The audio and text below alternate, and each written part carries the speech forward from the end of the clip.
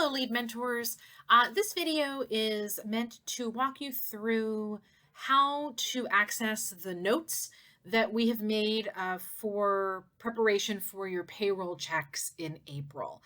A lot of you have already started reaching out to your mentors about registering, about updating their training status, and so on. But I just wanted to show you really quickly the work that we've been doing to kind of help you with that.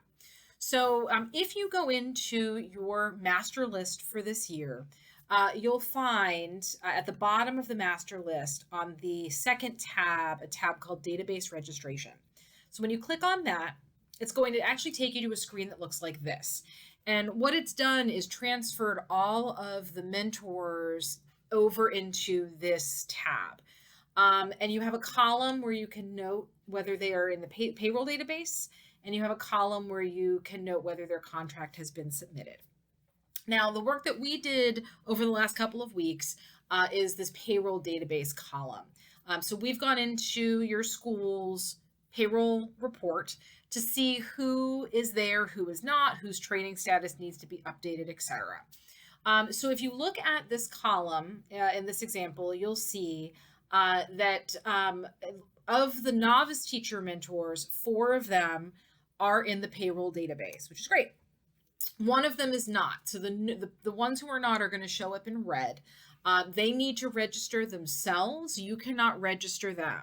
And the link to the payroll database is in every mentor monthly update since October.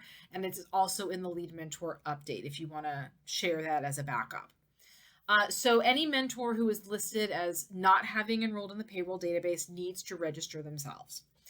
So if they are in the payroll database, as I said, we also went in to see if they had their training status updated, because as you know, if their training status is planned, enrolled, or completed, mentor, refresher, not completed, or refresher, not completed, then their stipend will show as 0.